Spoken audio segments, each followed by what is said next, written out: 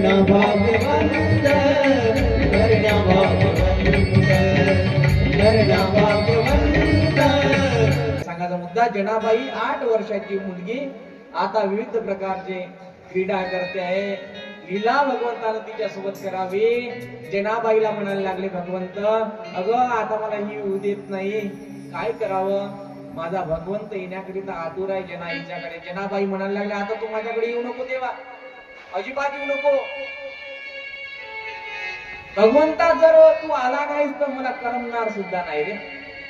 तुला तर यावं लागेल, पण कसं? देव म्हणायला लागले, जने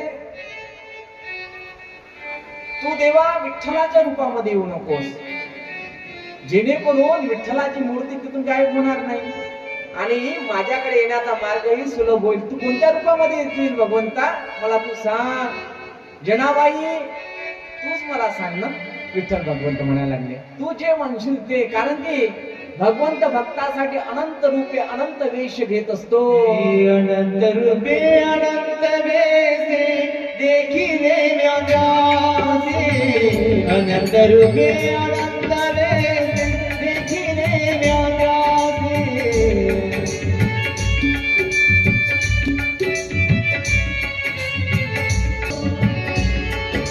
रखुमा रखुमा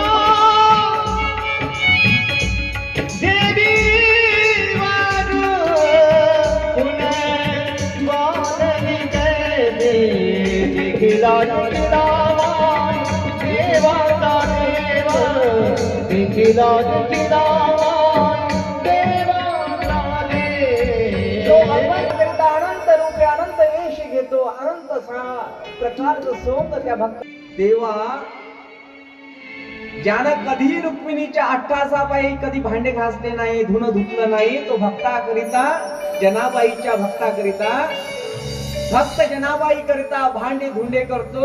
असा असणारा माझा पंढरीचा पांडुरंग परमात्मा जनी करिता बाईचं सोंग घेतो. कोणाचं? बाईचं. लक्षात घ्या, जगाच्या पाठीवर एकमेव माझा परमात्मा असेल की स्वतः रुक्मिणीच्या वाड्यामध्ये जावं आणि तिथनं लुगडं घ्यावं आणि लुगडं घेऊन स्वतः शृंगार करावा. पण केव्हा? जोपर्यंत जनाबाई आवाज देत नाही. 1 दिवस झाला, 2 दिवस झाले, जना आवाज देत नाही. जना जातावर दळण दळते. त्या विचारामध्ये भगवंताला आवाज कोणत्या रूपानं देऊ, कोणत्या आवाजानं देऊ, मला तू सांग, तू मला सांग. तेव्हा जनाबाई आवाज देते, एक विठाबाई, एक विठाबाई.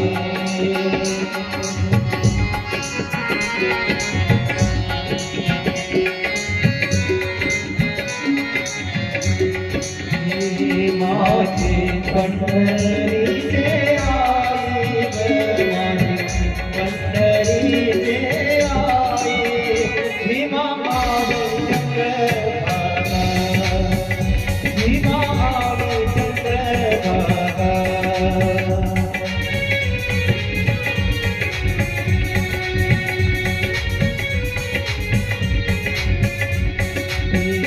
तुझ्या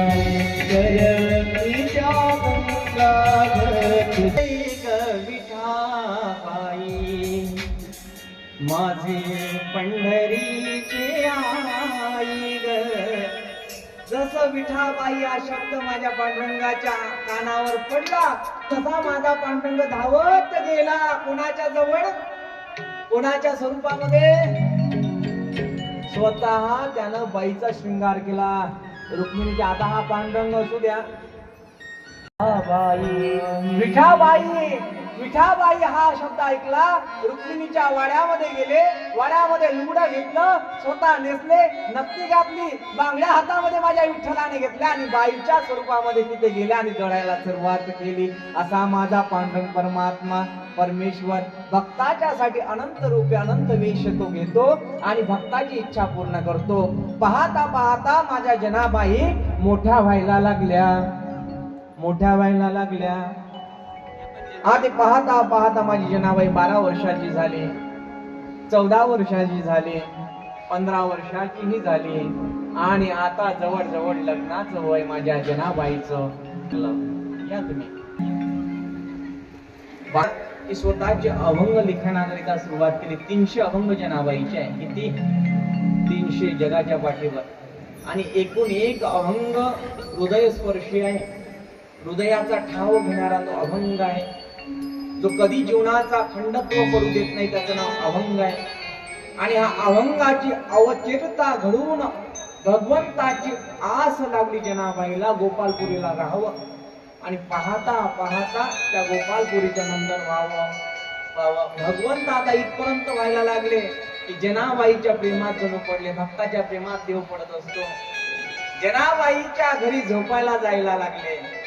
जनाबाईच्या घरी झोपायला सुद्धा जायला लागले. बघा, जनाबाईच्या अजूनही पंढरपुरात गेले तर एक वाकड आहे. वाकड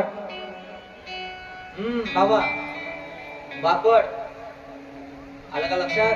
आधीची संस्कृती खूप पारदर्शकता बदललेली आहे. आधी तुमच्या घरामध्ये एखादा किडा निघायचा मृग नक्षत्रामध्ये, आणि त्याच्यावर तुम्ही काय करायचे? किडा निघाला की हळद कुंकू टाकायचे. काय टाकायचे हो? काय कारण होतं? तो इशारा द्यायचा आता पाण्याची सुरुवात होणार आहे. त्याला मृगाचा किडा असं म्हणतात. आलं का लक्षात?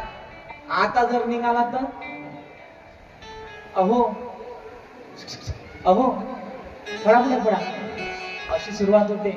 आता बदल. जोडी घालत होत्या, लुगडं घालायच्या. आता साड्या आल्या. आणि साड्या आल्या तर आल्या पण त्याच्यासोबत पदरही आले. पण पदर अजून स्त्रिया घ्यायला सरमतात, घेत नाही. हिंदू संस्कृतीचा अनादर करायला पाहतात. काल मी पदराचं महत्व सांगून गेलो की नाही? का घ्यावा लागतो? बोला ना, सांगितलं की नाही? सांगितलं ना. जुन्या स्त्रिया, जुन्या काय, आपल्या देशाच्या पहिल्या राष्ट्रपती ज्या झाल्यात महामहिम प्रतिभाताई पाटील, संसदेमध्ये असताना कधीही खांद्यावर पदर त्या माऊलीने येऊ दिला नाही. म्हणून तिचं नाव या व्यासपीठावरून घेता येतं, अराजकीय क्षेत्रामध्ये असताना सुद्धा. आणि आज आपली एक स्त्री नवीन असली ते घेते बाबा ते एवढीशी काय असते बगलीर मध्ये, काय म्हणतात त्याला, पर्स, काय त्यामध्ये बस तेवढंच. बिलकुल. कुठे चालली का? हा लग्नाला चालली. कोणासोबत? त्यांच्यासोबत. निघालीच आहे. सांगायचं माध्यम एवढंच. जेव्हा यांच्या मांग आपण पाश्चात्य संस्कृतीच्या मांग नाद घेतो आणि अस्सल काय स्वर्ण आहे ते विसरवत चाललोय मायबाप. अस्सल काय? कुंकू लावल्यानं काय होते, टिकली लावल्यानं काय होते, भविष्य पुराण सांगते आपल्याला. आता तो माझा काही विषय. जनाबाई मोठं व्हायला लागल्या. आता गौरी वेचायला लागल्या. आता जनाबाईची कीर्ती जागोजागी फिरायला लागली, घुमायला लागली. जनाबाई मोठ्या होत्या आणि मोठ्या असताना गौरी वेचायचं काम करत होत्या. आणि गौरी वेचता वेचता वेचता वेचता दोघी मैत्रिणी गेल्या. आणि मैत्रिणी सोबत असताना गौरी वेचायचं काम करून राहिल्या. कुठं गेल्या? बैठकीसाठी निघाल्या. जनाबाईच्या डोक्यावर एक टोपला आहे. आता गौरी वेचायची आहे. डोक्यावरचं टोपलं आणि टोपल्यात गौरी टाकायची आहे, जमा करायची आहे. या साई, या 18 पायी आता गौऱ्या वेचायचं काम जनाबाई करते. जनाबाईच्या मुखामधून फक्त विठ्ठलाचं नाव निघत नाही. विठ्ठल माझा माझा माझा माझा माझा, विठ्ठल माझा मी विठ्ठलाचा. विठ्ठलाचं नाव घेते. एक एक गौरी आपल्या पात्र्यामध्ये टाकते. आणि टाकत असताना सोबतची व्यक्ती मैत्री होती जनाबाईची. सोबत गौऱ्या वेचायला गेल्या होत्या. वेचता वेचता तिला ढीग मोठा दिसायला लागला. कुणाला? मैत्रिणीला. पण माझ्या जनाबाईचं कार्य तेवढंच चालू होतं. काय? नावच करून चालू होतं.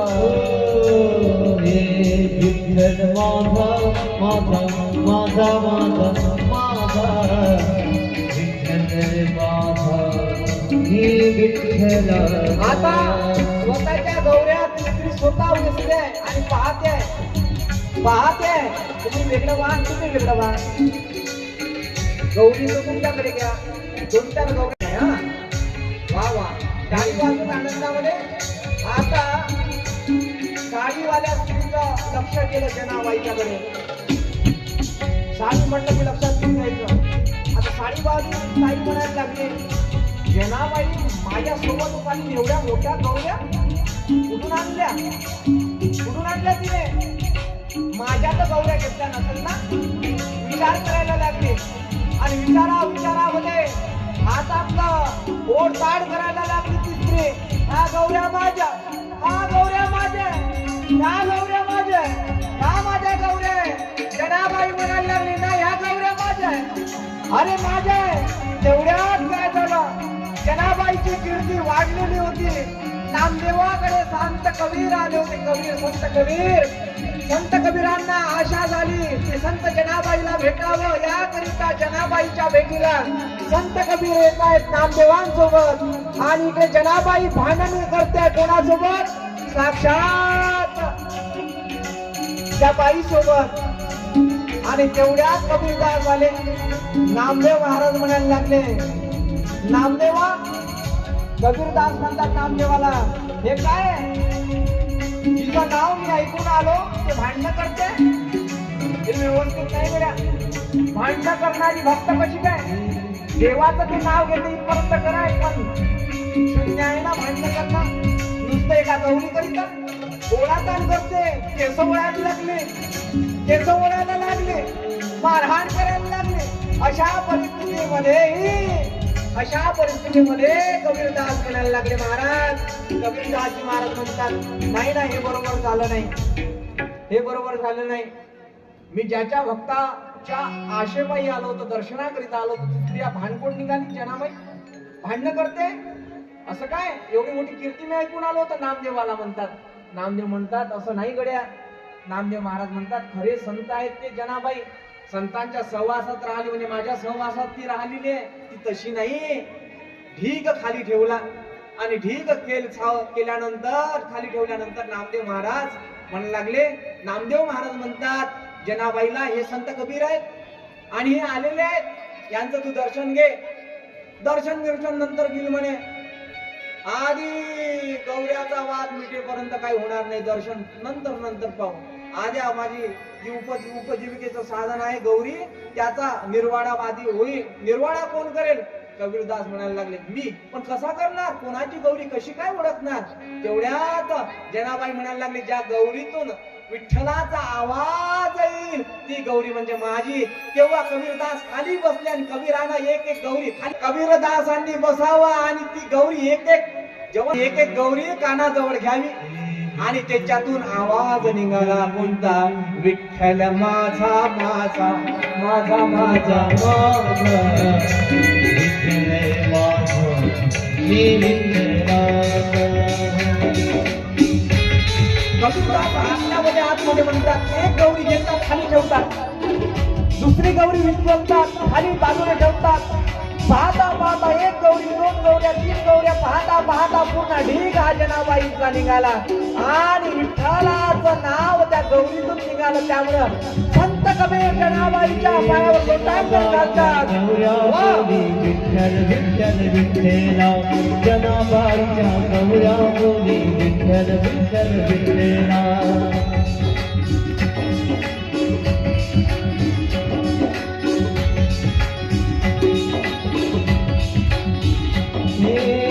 कबीराज शेरे बोली विठ्ठल विठ्ठल विठ्ठला.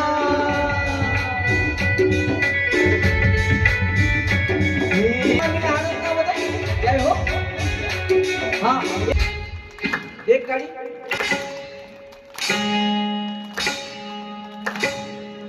वा जय वा वा वा. जय हो. ऐका ना, ऐकत आहात सर्वजण? ज्यांच्या खांद्यावर आहे त्यांना अर्ध पुण्य. पहा काय विचार आहे तुमचा. पूर्ण पुण्य घ्यायचं आहे का अर्ध घ्यायचं आहे? तुम्हाला घ्यायची आवश्यकता नाही रामदादा. हा वा वा. आहा हो ज्ञानदेव तुकाराम, ज्ञानदेव तुकाराम, ज्ञानदेव श्री ज्ञानदेव श्री तुकाराम, ज्ञानदेव श्री तुकाराम, श्री ज्ञानदेव श्री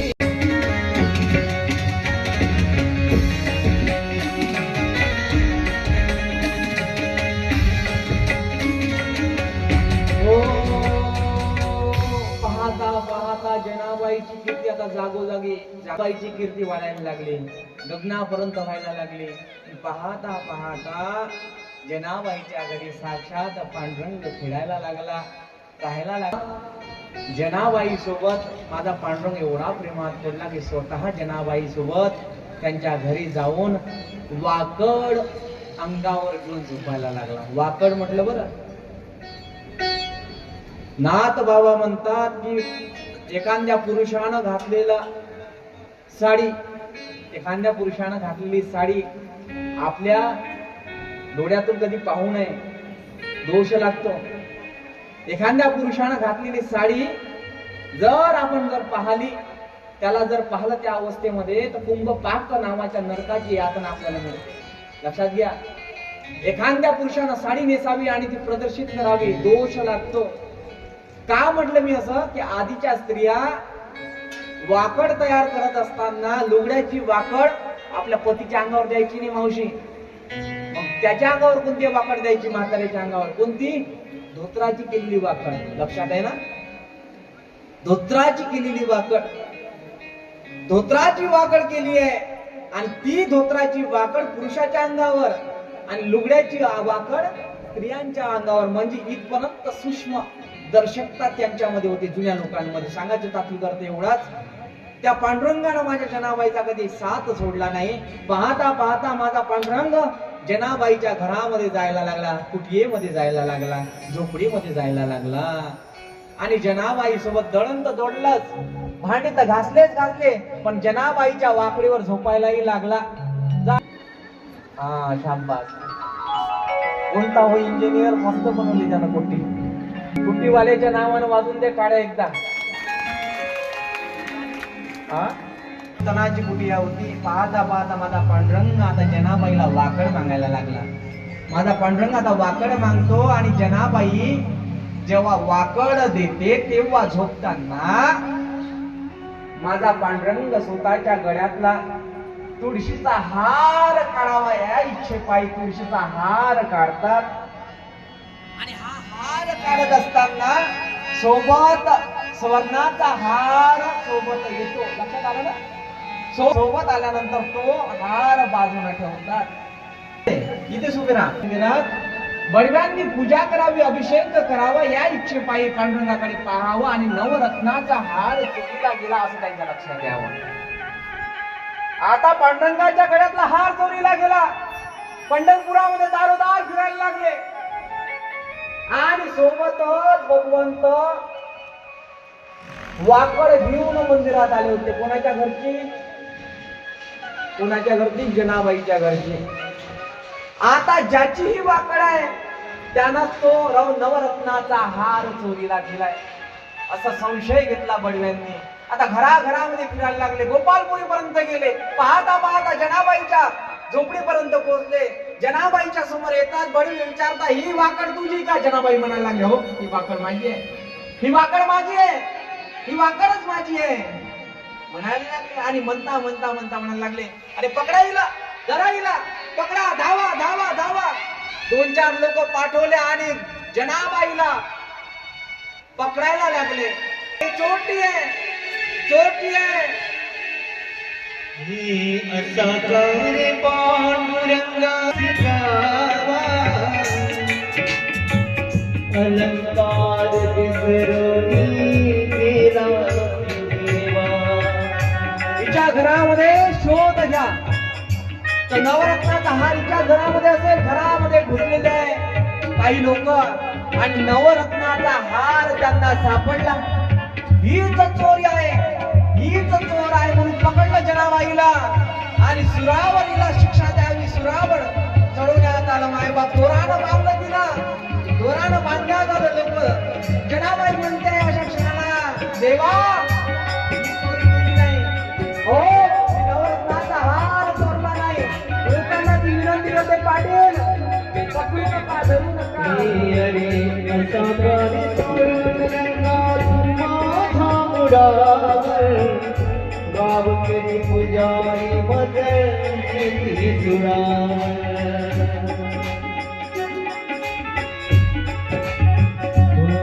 उठी देवी तुझी जादूगिरी उठी देवी तुझी जादूगिरी हा सांगितलं ना दिसलं पाहिजे ना. आड चोरीचा माधावरी आड चोरीचा माधावरी. जनाबाईला सुडावर नेण्याकरिता चालू झालेले आहे. सूड सुडावर नेत आहेत नयन कक्षेमधून अश्रूच्या धारा निघायला लागल्या. हे पांडुरंगा तुझ्यासोबत मी काम केले तुझ्या नावाचा जप केला माझं गंगाखेड गाव सोडलं तेव्हा तुझ्या प्रेमात मी पडले. असं काय मी दोष केला होता की तू मला सुडावर नेण्यासाठी त्वरित केलं तत्पर केलं आणि माझ्यावर अंगावर तू काय केला देवासोबत जनाबाई भांडायला लागल्या मायबाप. स्वतः अश्रूच्या धारा जनाबाईच्या नयन कक्षेमधून निघतायत पडतायत. थरथर हात मला देवा कशाची भीती नाही तुझ्या नावाची भीती आहे. तुझं नाव शंकेच्या भावनेनं लोकांनी न घ्यावं असं होऊ नये. देवा मी सुडावर गिरायला तयार आहे मी भीत नाही मरायला पण तुझं नाव डॅमेज झालं नाही पाहिजे वाईट झालं नाही पाहिजे. तुझं जेव्हा जेव्हा नाव घेतलं जाईल तेव्हा म्हटलं जाईल त्या देवाचं नाव घेतलं की त्याला सुडावर जावं लागतं असं लोक म्हणतील. म्हणून सावधान देवा मला जर तू सुडावर पाठवत असतील तरी अपमान तुझा आहे. जागृत हो देवा. देवा मला माहिती आहे देवा. देवा तू चांगल्यांना काय करतो त्रास देतो. तुझा धुंद दरबार आहे. पतिव्रता स्त्रीला तू पाताळ लोकांमध्ये घेऊन जातो. दानशूर व्यक्तीला पाताळात नेतो. दरिद्री माणसाला हे पुण्यवंती पाताळ लोकी नेला सूर्याचा बहुमान वाढ दिला दरिद्री तो भाग्यवंत केला. धुंद झाला तुझा दरबार धुंद झाला तुझा दरबार रे झाला तुझा दरबार धुंद झाला तुझा दरबार.